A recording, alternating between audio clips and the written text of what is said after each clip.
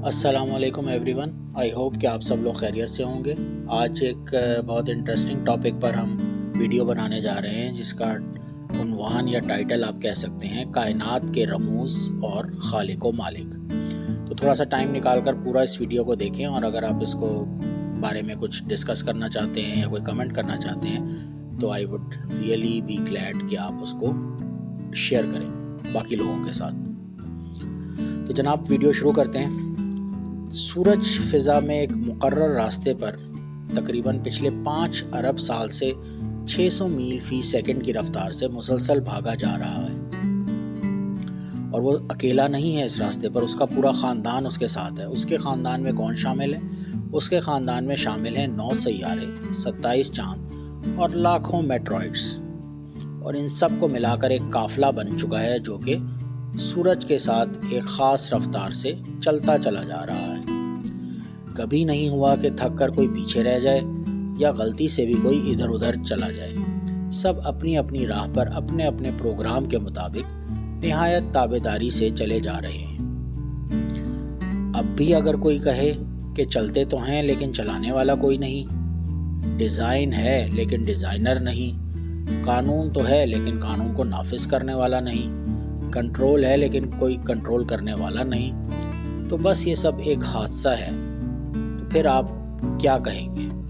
آپ خود فیصلہ کیجیے۔ سورج سے اب ہم آتے ہیں چاند کی طرف۔ چاند 3,70,000 میل دور زمین پر سمندروں کے اربوں کھربوں ٹن پانیوں کو ہر روز 2 دفعہ مد و جزر سے ہلاتا رہتا ہے، تاکہ ان میں بسنے والی مخلوق کے لیے ہوا سے مناسب مقدار میں آکسیجن کا انتظام ہوتا رہے، پانی صاف ہوتا رہے، اس میں تعفن پیدا نہ ہو، ساحلی علاقوں کی صفائی ہوتی رہے اور غلاظتیں بہہ کر گہرے پانیوں میں چلتی چلی جائیں۔ یہی نہیں بلکہ سمندروں کا پانی ایک خاص مقدار میں کھارا ہے۔ کھارا مطلب جو سمندروں کا پانی نمکین ہوتا ہے۔ پچھلے 3 ارب سال سے نہ زیادہ نہ کم، بلکہ ایک مناسب مقدار میں یہ پانی نمکین ہے، تاکہ اس میں چھوٹے بڑے سب آبی جانور آسانی کے ساتھ تیر سکیں اور مرنے کے بعد ان کی لاشوں سے بو نہ پھیلے۔ انہی میں کھارے اور میٹھے پانی کی نہریں بھی ساتھ ساتھ بہتی ہیں۔ سطح زمین کے نیچے بھی میٹھے پانی کے سمندر ہیں جو کہ کھارے پانی کے کھلے سمندروں سے ملے ہوئے ہیں، لیکن سب کے درمیان ایک غیب کا پردہ ہے تاکہ میٹھا پانی میٹھا رہے اور کھارا پانی کھارا رہے۔ اس حیران کن انتظام کے پیچھے کون سی عقل ہے؟ اس توازن کو کون برقرار رکھے ہوئے ہے؟ کیا پانی کی اپنی کوئی سوچ تھی، یا چاند کا اپنا فیصلہ تھا، یا سورج کا اپنا ہی کوئی فیصلہ تھا جس کی بنا پہ وہ اپنی رفتار مقرر کرتا ہے؟ آپ خود فیصلہ کیجیے۔ 1450 سال پہلے جب جدید سائنس کی کوئی وجود نہیں تھا، عرب کے صحرا میں جہاں نہ کوئی اسکول تھا، نہ کالج تھا، نہ یونیورسٹی تھی، ایک آدمی اٹھ کے سورج اور چاند کے بارے میں کہتا ہے کہ یہ سب ایک حساب کے پابند ہیں۔ سورہ رحمان آیت نمبر 5۔ اسی طرح سے سمندروں کی گہرائیوں کے متعلق ہمیں بتاتا ہے کہ ان کے درمیان، یعنی کھارے پانی اور میٹھے پانی کے درمیان، ان کے درمیان برزخ ہے جو کہ ان کو قابو میں رکھے ہوئے ہے، یعنی ایک بیریئر ہے۔ سورہ رحمان آیت نمبر 20۔ جب ستاروں کو کہا جاتا تھا کہ یہ اپنی جگہ لٹکے ہوئے چراغ ہیں، تو اس پیغمبر نے ہمیں بتایا کہ نہیں، یہ سب اپنے اپنے مدار پر تیر رہے ہیں۔ سورہ یاسین آیت نمبر 40۔ اسی طرح سے جب سورج کو ساکن تصور کیا جاتا تھا تو پیغمبر نے ہمیں بتایا کہ نہیں، سورج اپنے لیے مقرر شدہ راستے پر کسی انجانی منزل کی طرف ہمیشہ سے چلا آ رہا ہے۔ سورہ یاسین آیت نمبر 38۔ جس دور میں کائنات کو ایک جامد آسمان کہا جاتا تھا، یعنی چھت کی طرح سمجھا جاتا تھا، تو پیغمبر نے بتایا کہ نہیں، یہ پھیل رہی ہے۔ وہ نباتات اور حیوانی زندگی کے بارے میں ہمیں بتاتے ہیں کہ ان سب کی بنیاد پانی ہے، البرٹ آئنسٹائن نے اپنی دریافت قوانین قدرت اٹل ہیں پر جدید سائنس کا بانی کہلانے کا اعزاز حاصل کیا، لیکن ہمارے پیغمبر نے ہمیں بہت پہلے ہی بتا دیا تھا، سورۃ الملک آیت نمبر 3، جس کا ترجمہ ہے کہ تم رحمان کی تخلیق میں کسی جگہ فرق نہیں پاؤ گے۔ جدید سائنس کی ان قابل فخر دریافتوں پر 1450 سال پہلے پردہ اٹھانے والا کس یونیورسٹی سے پڑھا تھا یا کس جدید سائنسی ادارے میں کام کیا کرتا تھا؟ آپ خود اس چیز کا فیصلہ کیجیے۔ نومولود بچے کو کون سمجھاتا ہے کہ جب اسے بھوک لگے تو اس نے اس وقت رونا ہے اور اپنی ماں کی توجہ اپنی طرف مبذول کرانی ہے؟ اسی طرح سے ماں کو کون حوصلہ دیتا ہے کہ ہر خطرے کے سامنے سینہ سپر ہو کر اپنے بچے کو بچانا ہے؟ ایک معمولی سی چڑیا شاہین سے مقابلے پر اتر آتی ہے، یہ حوصلہ اسے کس نے دیا؟ مرغی کے بچے انڈے سے نکلتے ہی چلنے لگتے ہیں، حیوانات کے بچے بغیر سکھائے ماؤں کی طرف دودھ کے لیے لپکتے ہیں، انہیں یہ سب کچھ کون سکھاتا ہے؟ آپ ہی فیصلہ کیجیے۔ جانوروں کے دلوں میں کون محبت ڈال دیتا ہے کہ وہ اپنی چونچوں میں خوراک لا کر اپنے بچوں کے منہ میں ڈالتے ہیں؟ یہ آداب زندگی انہوں نے کہاں سے سیکھے؟ شہد کی مکھیاں دور دراز باغوں میں ایک ایک پھول سے رس چوس چوس کر انتہائی ایمانداری سے لا کر چھتے میں جمع کرتی جاتی ہیں۔ ان میں سے ایک ماہر سائنسدان کی طرح جانتی ہیں کہ کچھ پھول زہریلے ہیں، ان کے پاس نہیں جاتی۔ وہ ایک قابل انجینئر کی طرح شہد اور موم کو علیحدہ علیحدہ کرنے کا فن بھی جانتی ہیں۔ جب گرمی ہوتی ہے تو شہد کو پگھلا کر ایک ایسا گھر بناتی ہیں جسے دیکھ کر بڑے سے بڑے آرکیٹیکٹ بھی حیرت زدہ ہیں۔ لاکھوں کی تعداد میں ایسے منظم طریقے سے کام کرتی ہیں کہ جس کی مثال ڈھونڈے نہیں ملتی۔ ہر ایک میں ایسا رڈار نصب ہے کہ وہ جتنی مرضی دور نکل جاتی ہیں لیکن اپنے گھر کا راستہ نہیں بھولتی۔ انہیں زندگی کے یہ طریقے کس نے سکھائے؟ انہیں یہ عقل کس نے دی؟ آپ خود فیصلہ کیجیے۔ مکڑا اپنے منہ کے لعاب سے شکار پکڑ کے ایسا جال بناتا ہے کہ جدید ٹیکسٹائل انجینئرز بھی اس بناوٹ کا ایسا نفیس دھاگا بنانے سے قاصر ہیں۔ گھریلو چونٹیاں گرمیوں میں موسم سرما کے لیے خوراک جمع کرتی ہیں، اپنے بچوں کے لیے گھر بناتی ہیں، ایک ایسی تنظیم سے رہتی ہیں کہ جہاں مینجمنٹ کے تمام اصول حیران کن حد تک کار فرما ہیں۔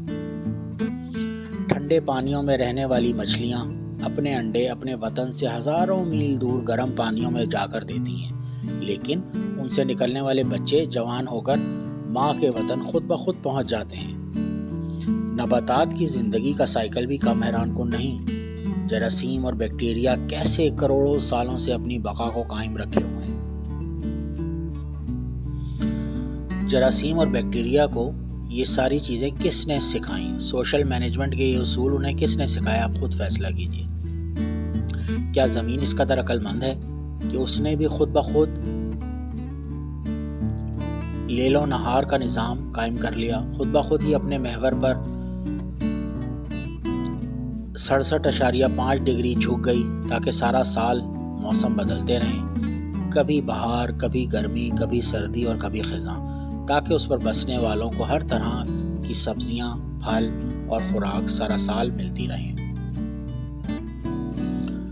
زمین نے اپنے اندر شمالاً جنوباً ایک طاقتور مقناطیسی نظام بھی خود بخود ہی قائم کر لیا ہے تاکہ اس کے اثر کی وجہ سے بادلوں میں بجلیاں کڑکیں جو ہوا کی نائٹروجن کو نائٹرس آکسائڈ میں بدل کر بارش کے ذریعے زمین پر پودوں کے لیے قدرتی کھاد مہیا کر دے۔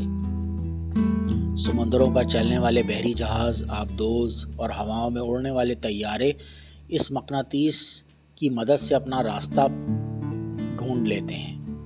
آسمانوں سے آنے والی مہلک شعاعیں اس مقناطیسیت سے ٹکرا کر واپس پلٹ جاتی ہیں تاکہ زمینی مخلوق ان کے مہلک اثرات سے محفوظ رہے اور زندگی جاری رہے۔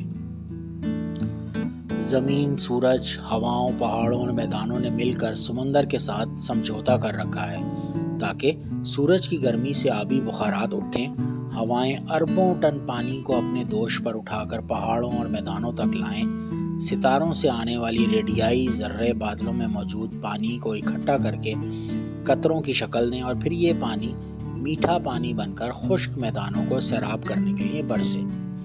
جب سردیوں میں پانی کی کم ضرورت ہوتی ہے تو یہ پہاڑوں پر برف کے ذخیرے کی صورت میں جمع ہو جاتا ہے۔ گرمیوں میں جب زیادہ پانی کی ضرورت ہوتی ہے تو یہ پگھل کر ندی نالوں اور دریاؤں کی صورت میں میدانوں کو سیراب کرتے ہوئے واپس سمندر تک پہنچ جاتا ہے۔ ایک ایسا شاندار متوازن نظام جو سب کو سیراب کرتا ہے اور کچھ بھی ضائع نہیں ہونے دیتا۔ کیا یہ بھی ستاروں، سورج، چاند، ہوا اور زمین کی اپنی باہمی سوچ تھی؟ آپ خود فیصلہ کیجیے۔ ہمارے پینکریاز، جس کو اردو میں لبلبا کہتے ہیں، خون میں شوگر کی ایک خاص مقدار کو بڑھنے نہیں دیتا۔ دل کا پمپ ہر منٹ 70-80 دفعہ منظم باقاعدہ حرکت سے خون پمپ کرتا رہتا ہے۔ ایک 75 سالہ زندگی میں بلا مرمت تقریباً 3 ارب بار آپ کا دل دھڑکتا ہے۔ اسی طرح ہمارے کڈنیز، گردے صفائی کی بے مثل اور عجیب فیکٹریاں ہیں جو جانتی ہے کہ خون میں جسم کے لیے جو مفید ہے وہ رکھ لینا ہے اور جو فضلات ہیں ان کو باہر نکال کر پھینک دینا ہے۔ اسی طرح ہمارا معدہ، اسٹمک، حیران کن کیمیکل کمپلیکس ہے جو کہ خوراک سے زندگی بخش اجزاء مثلاً پروٹین، کاربوہائیڈریٹس، وائٹامنز وغیرہ کو علیحدہ کر کے خون کے حوالے کر دیتا ہے اور فضلات کو باہر نکال دیتا ہے۔ انسانی جسم میں انجینئرنگ کے یہ شاہکار، سائنس کے یہ بے مثل نمونے، چھوٹے سے پیٹ میں یہ لاجواب فیکٹریاں، کیا یہ سب کچھ خود بخود بن گئے ہیں؟ آپ خود فیصلہ کیجیے۔ دماغ کو کس نے بنایا؟ مضبوط ہڈیوں کے خول میں بند، پانی میں یہ تیرتا ہوا عقل کا خزانہ، معلومات کا سٹور، احکامات کا سینٹر، انسان اور اس کے ماحول کے درمیان رابطے کا ذریعہ، ایک ایسا کمپیوٹر کہ انسان اس کی بناوٹ اور ڈیزائن کو ابھی تک سمجھ نہیں پایا۔ لاکھ کوششوں کے باوجود انسانی ہاتھ اور ذہن کا بنایا ہوا کوئی سپر کمپیوٹر بھی اس کے عشر عشیر تک نہیں پہنچ سکتا۔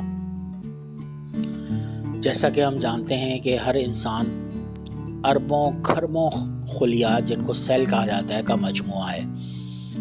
یہ سیل اتنے چھوٹے ہیں کہ خوردبین کی مدد کے بغیر نظر نہیں آتے، لیکن سب کے سب جانتے ہیں کہ انہیں کیا کرنا ہے۔ یوں انسان کا ہر ایک خلیہ شعور رکھتا ہے اور اپنے وجود میں ایک مکمل شخصیت ہے۔ ان جینز میں ہماری پوری پروگرامنگ لکھی ہے اور زندگی اس پروگرام کے مطابق خود بخود چلتی رہتی ہے۔ ہماری زندگی کا پورا ریکارڈ، ہماری شخصیت، ہماری عقل و دانش، غرض ہمارا سب کچھ پہلے ہی سے ان خلیات پر لکھا جا چکا ہے، جسے جینیٹک کوڈنگ کہا جاتا ہے۔ یہ کوڈنگ کس نے کی؟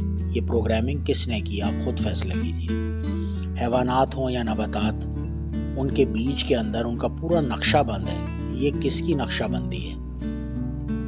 خوردبین سے بھی مشکل سے نظر آنے والا سیل ایک مضبوط، توانا، عقل و ہوش والا انسان بن جاتا ہے۔ یہ کس کا ڈیزائن ہے؟ ہونٹ، زبان اور تالو کے اجزاء کو سینکڑوں انداز میں حرکت دینا کیسے سیکھ لیتا ہے؟ ان حرکات سے طرح طرح کی عقل مند آوازیں کون پیدا کرتا ہے؟ ان آوازوں کے کو معنی کون دیتا ہے؟ لاکھوں الفاظ اور ہزاروں زبانوں کا خالق کون ہے؟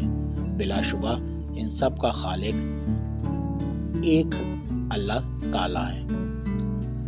So that was all for today. Hopefully آپ لوگوں کو یہ ویڈیو پسند آئے گی۔ فیڈ بیک کے لیے ضرور کمنٹ کیجیے گا۔ ویڈیو دیکھنے کے لیے شکریہ۔ ٹیک کیئر اینڈ اللہ حافظ۔